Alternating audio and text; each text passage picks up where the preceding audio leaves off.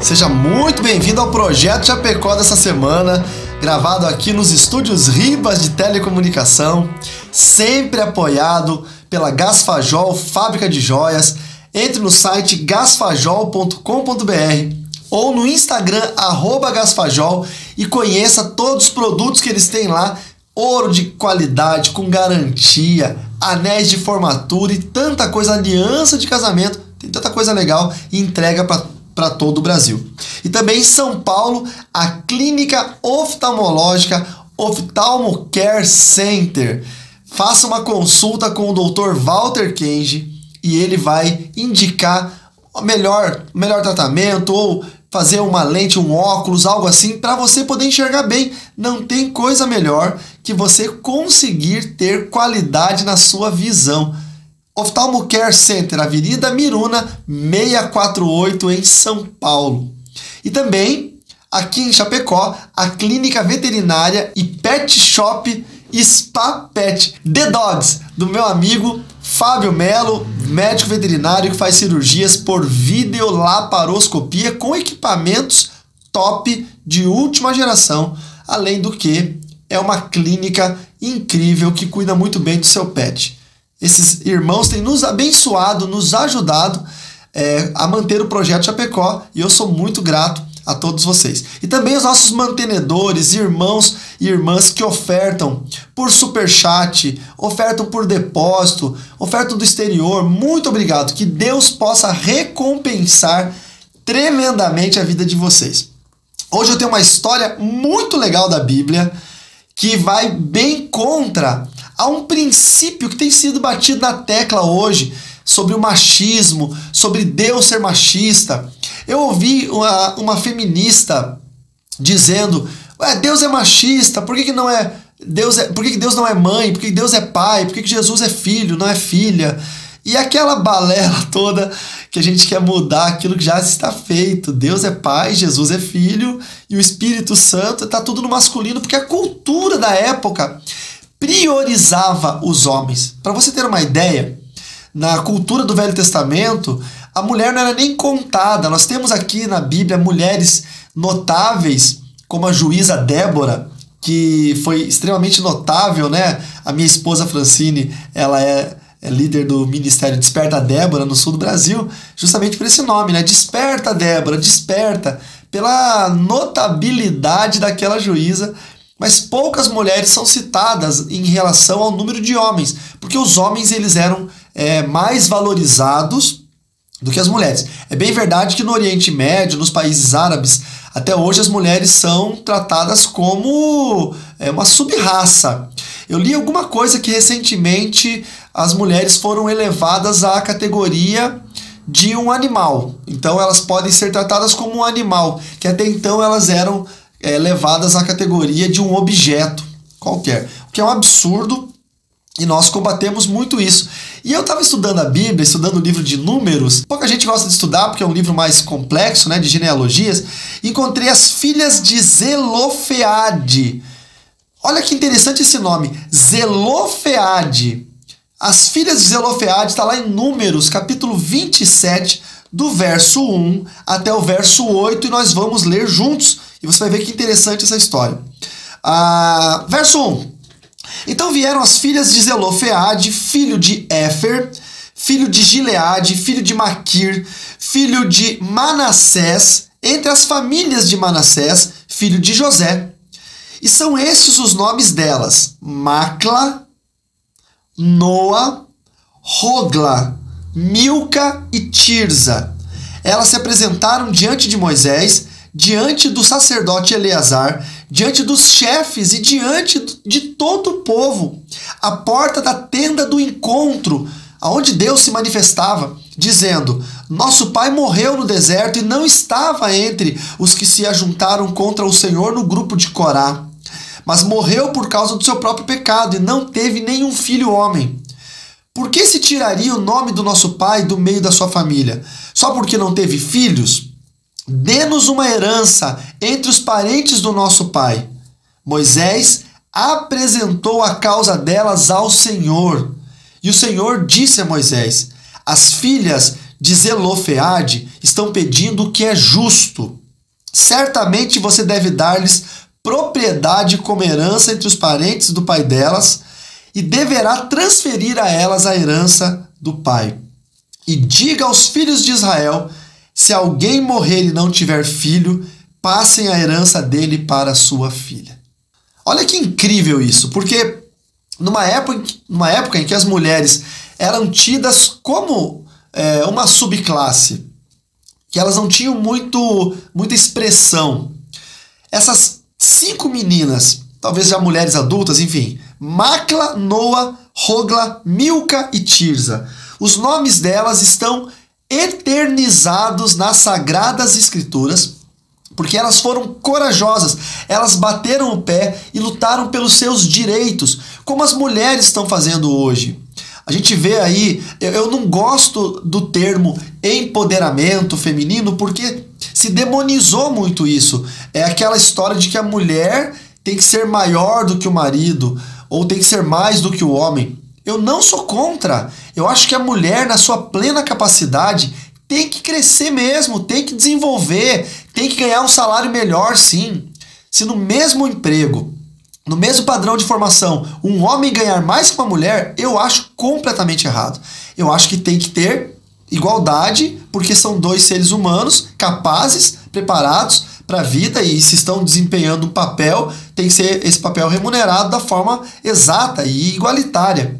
Então eu sou completamente contra essa figura que foi postulada do machismo em relação ao homem ser superior à mulher. Muito pelo contrário, eu acredito até que o homem é inferior à mulher em muitos aspectos, como, por exemplo, Deus deu à mulher a graça de gerar vida, de ser mãe, de hospedar em si mesma um ente que se tornará um ser independente e autônomo depois de 9 meses de gestação. O homem não tem isso.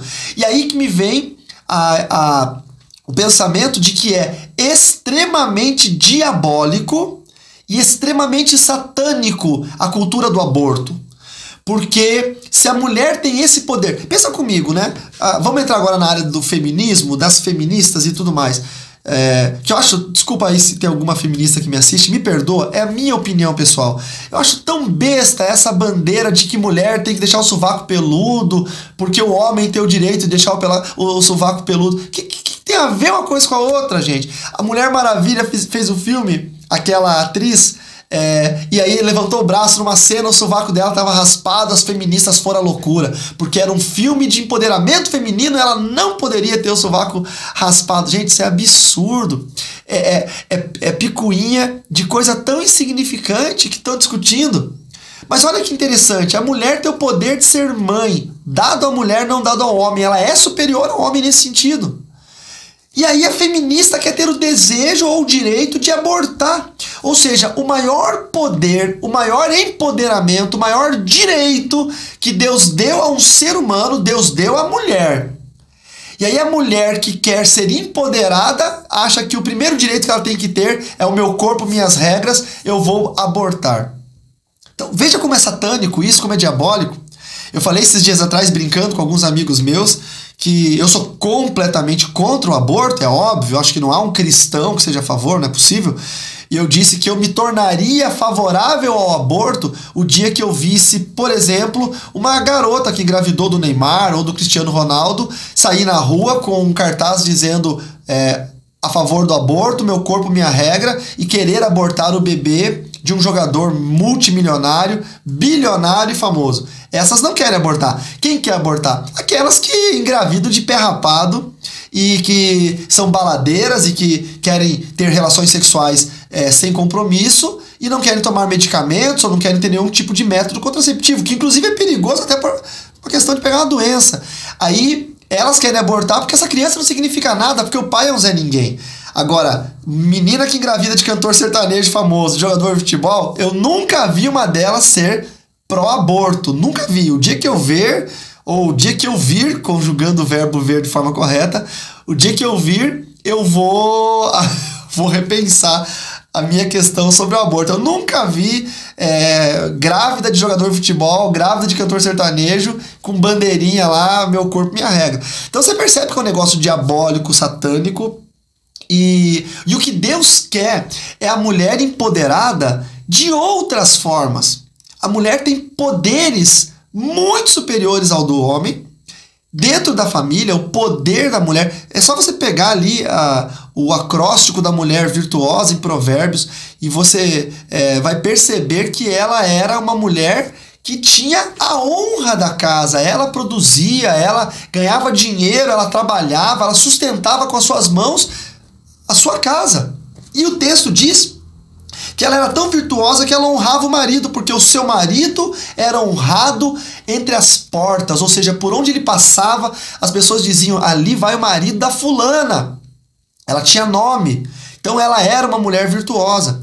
Eu conheço um casal de amigos meus que a mulher ganha um salário muito bom, extremamente maior do que o salário do marido.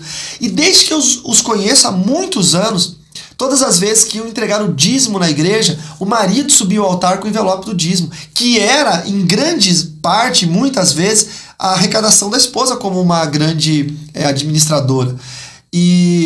Mas ela entregava o dinheiro na mão do marido, o marido cuidava da casa, administrava o dinheiro e ia lá entregar o dízimo ao Senhor, porque ela entendia que ele era o sacerdote do lar. Isso é empoderamento, não é que ela era menor ou maior que o marido, ela sabia uma posição, são ambos ao lado um do outro. Quando nós vemos na palavra de Deus que a mulher deve ser submissa ao marido, submissão não é sujeição, submissão não é escravidão, não é subserviência. Submissão é estar numa missão com o marido e junto com o marido nessa missão em aspectos, tarefas diferentes. Veja o que aconteceu com as filhas de Zelofeade. Essas garotas, mulheres, Macla, Noa, Hogla, Milca e Tirza. Elas foram diante de Moisés, o líder do povo, diante do sacerdote Eleazar, estava o líder. Imagina o presidente da república, o líder da igreja, o sacerdote, diante dos chefes. Imagina o poder executivo, legislativo, judiciário, os chefes, e diante de todo o povo. Ou seja, elas não se amedrontaram, porque ali diante dos chefes tinham pessoas contrárias à mulher se expor, pessoas contrárias à mulher se empoderar, e diante do povo mais ainda, porque tem os conservadores, tem os críticos. Diante do povo tem mais juiz do que dentro dos chefes. E eles estavam à porta da tenda do encontro, que era um lugar onde Deus manifestava no tabernáculo de Moisés. Não havia o templo ainda, que foi construído por Salomão. No tabernáculo, Deus se manifestava na porta da tenda do encontro. Então toda a congregação se reunia ali para ouvir Deus falar. E essas mulheres tiveram coragem de ir até lá e clamar ou reclamar um direito que não existia na lei. Elas vieram e falaram, nosso pai morreu no deserto, não teve filho homem, por que vão esquecer do nome do nosso pai? Por que se tiraria o nome do nosso pai do meio da sua família? Então Moisés não soube julgar a causa, os líderes do povo não souberam julgar a causa. Moisés estava na porta da tenda e ele disse, vou consultar Deus. E então ele vai e diz a Deus, as filhas de Zelofeade estão pedindo, Moisés apresentou a causa a Deus. E aí o Senhor responde, as filhas de Zelofeade estão pedindo o que é justo. Certamente você deve dar-lhes propriedade como herança entre os parentes do pai delas e deverá transferir a elas a herança do pai. Deixa eu dizer um negócio para você, minha irmã, que se minorizou dentro do ministério ou dentro da família, que se colocou numa posição subalterna em relação ao seu marido. E aí eu não digo que... Porque tem muita mulher que se diminui, eu não gosto dessa palavra, mas eu vou ter que usar para ficar fácil de entender, que se diminui em relação ao marido, porque o marido é opressor, porque o marido é violento, porque o marido não é cristão. E aí ela faz isso estrategicamente para ganhar o marido, para conquistar a confiança do marido. Então é uma estratégia. Mas tem mulheres que se anulam, que deixam de ser o que elas são. Mulheres guerreiras, virtuosas, vitoriosas, capazes. Mulheres com estrutura para crescer, para desenvolver ministério. Estão sentadas no banco de uma igreja e não desenvolvem ministério porque uma questão ou outra, ou o marido tá com ciúmes porque ela é melhor do que ele. Gente, olha só. Eu conheço esposas de pastores que pregam 1000 vezes melhor que o próprio pastor. E eu conheço casos que o pastor reconhece isso e diz assim: meu irmão, eu sou do pastoreio, mas minha mulher para pregar, você tem que ouvir minha mulher pregar. Já tem outros casos que o marido continua pregando mal e afogando a igreja, sufocando a igreja e não deixa a mulher desenvolver ministério porque tem ciúmes. Se você é esse irmão, ore a Deus e veja o tamanho do chamado que a sua mulher tem. Quem sabe ela é uma filha de Zelofeade dos dias de hoje que está clamando a Deus pela sua herança, pelo direito que ela tem de ser alguém no reino. E se você é essa irmã que está me assistindo, quem sabe, minha irmã, você é uma das filhas de Zelofeade, que, ó, quem sabe você é a... Cadê o nome delas, hein? A Macla, a Noa, a Rogla, a Milca ou a Tirza. E você tem que se posicionar. E aqui, pelo amor de Deus, meus irmãos, eu não estou ensinando a mulher a ser rebelde contra o marido, não. Eu estou ensinando a mulher a sentar com o marido e dizer: olha, eu tenho um chamado, eu tenho um ministério, ou eu estudei, me formei, eu quero trabalhar, eu quero ajudar na casa, ou eu quero praticar um esporte, ou... É isso. As mulheres, o empoderamento feminino é ela não ter que se colocar atrás do marido. A minha esposa Francine resolveu fazer faculdade de novo, né? Tá cursando psicologia, tá terminando o curso. E quando ela concluir o curso ano que vem, ela vai trabalhar.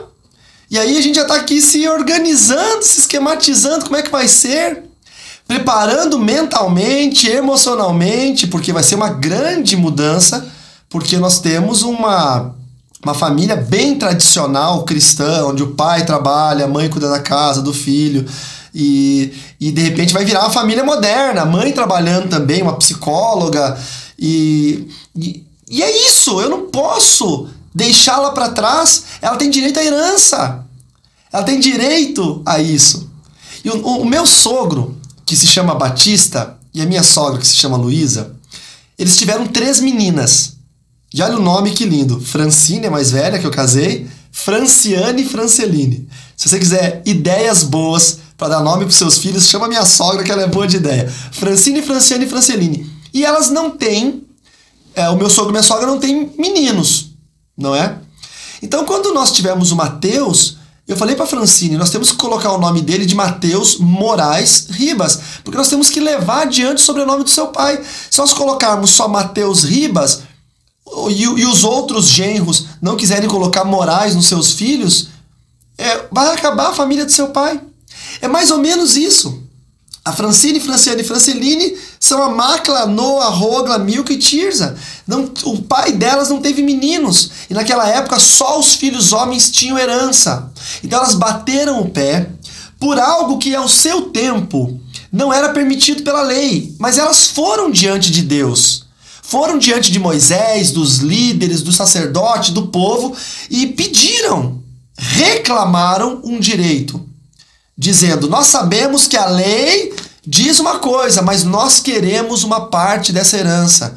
E quando Moisés consultou a Deus, não sei se Moisés era machista ou não, mas talvez ele até tenha consultado pensando: por desencargo de consciência, vou falar com o Senhor, ele vai dizer que não, que a lei é lei, acabou, e eu vou falar para as meninas, ó, me sinto muito, eu até queria, mas Deus disse não e a gente respeita o chefe.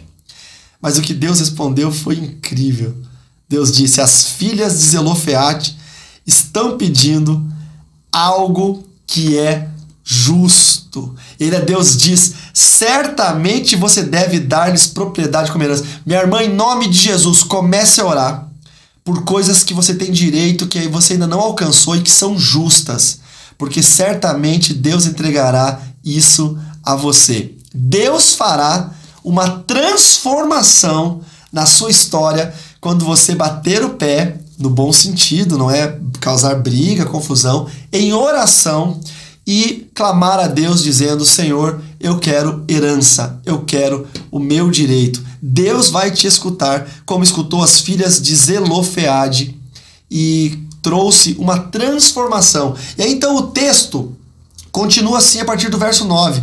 E se não tiver filha, dê em herança aos irmãos dele. Porém, se não tiver irmãos, dê em herança aos irmãos do pai dele. Se não tiver pai, e se também o pai não tiver irmãos, dê a herança ao parente mais chegado da sua família, para que tome posse dela. Isto será prescrição de direito aos filhos de Israel, como o Senhor ordenou a Moisés. Ou seja, a atitude de fé, a atitude destemida, a atitude ousada das filhas de Zelofeade causaram uma jurisprudência, causaram uma mudança de direito, e Deus, a partir daquele tempo, mudou a lei para que as pessoas que não tinham direitos passassem a tê-los, porque Deus é justo. Deus não vê homem e mulher, Deus vê seus filhos, o seu povo, e Ele é justo. Espero que essa mensagem tenha mudado algum tipo de conceito na sua vida, tenha feito você ver as coisas de uma forma diferente, menos machista ou feminista, mais equilibrada e cristã, e possa transformar a sua história. Que Deus possa te abençoar e que todos nós tenhamos esse conhecimento sobre as filhas de Zelofeade, um texto pequeno que passa batido, que quase ninguém lê, mas que é tão importante para os dias de hoje. Deus te abençoe, em nome do Senhor Jesus.